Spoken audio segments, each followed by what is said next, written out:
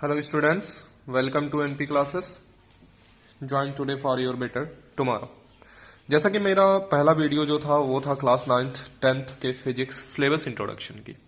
उसी सीरीज को आगे बढ़ाते हुए मैं क्लास 9th फिजिक्स के chapter number 1 measurements and experimentation का पार्ट 1 लेकर आ रहा हूं।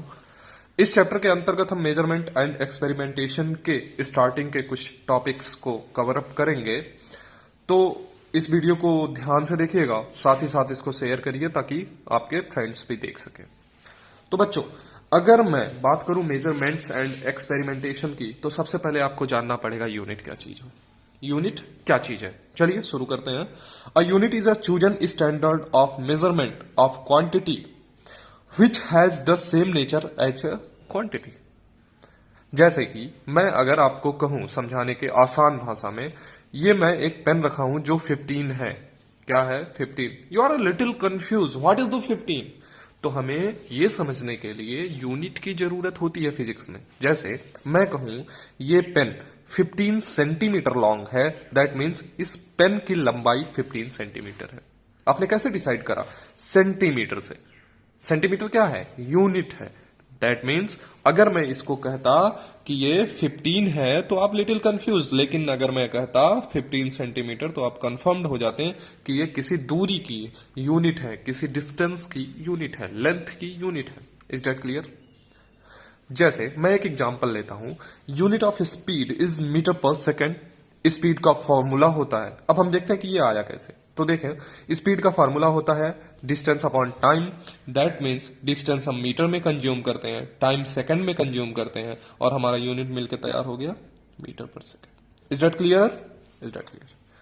अगला टॉपिक है वो है सिस्टम ऑफ यूनिट्स। जी हाँ, सिस्टम ऑफ यूनिट्स की बात अगर हम करें तो ये टोटल 4 टाइप्स में कवर अप किए जाएंगे। पहला है सीजीएस। चलिए समझते हैं।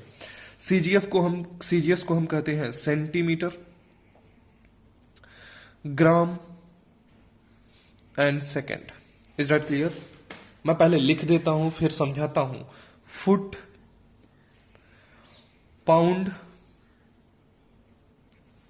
And second, metre, kilogram and second, और ये एसआई, इसको हम बोलते हैं इंटरनेशनल सिस्टम। जी हाँ बच्चों, इंटरनेशनल सिस्टम। चलिए समझते हैं। ये जो दूरी है ये हमारी लेंथ की है। किसकी है? लेंथ की। ये जो है ये है मास का, और एज यू नो दैट ये टाइम। समझते हैं। सीजीएस कहता है कि हमारी जो लेंथ होगी वो सेंटीमीटर में कंज्यूम की जाएगी, ध्यान से समझिएगा, और जो हमारा मास होगा वो किसमें? ग्राम में, और टाइम जो होगा वो सेकंड में। अगला एफपीएस कहता है हमारा लेंथ फुट में, और मास पाउंड में, और टाइम सेकंड में। अगला एमकेएस जो है वो कहता है मीटर, किलोग्राम और सेकंड। Is that clear? अब बात करते हैं हम इंटरनेशनल सिस्टम की। इंटरनेशनल यूनिट का मैंने एक डिस्क्राइब्ड वीडियो बना करके रखा है, जिसका लिंक आपको आई बटन पे मिल जाएगा और डिस्क्रिप्शन में उसकी लिंक मिल जाएगी। आप जाकर के वहां से चेक कर लीजिएगा, जिसके अंतर्गत आपको मिलेगा फंडामेंटल यूनिट, डेराइव्ड यूनिट्स और डेराइव्ड क्वांटिटीज की कुछ यूनिट्स। उसको आप जरूर पढ़िएगा क्योंकि वो आपके टॉपिक में है। अगला टॉपिक है आपका परफिक्स। तो परफिक्स होता क्या है, परफिक्स की जरूरत क्यों पड़ी, इसके बारे में हम जानते हैं। तो मैं परफिक्स आपको बताऊं उससे पहले आप इस पूरे परफिक्स का एक स्क्रीनशॉट ले लें ताकि आपको आसानी हो। That's good. अब हम बात करेंगे परफिक्स की जरूरत क्यों पड़ी। चलिए शुरू करते हैं। मैं एक एग्जांपल लेता हूं डायमीटर ऑफ सन का। परफिक्स मैं समझा रहा हूं, ध्यान दीजिएगा। डायमीटर ऑफ सन कहता है 139900000 मीटर है।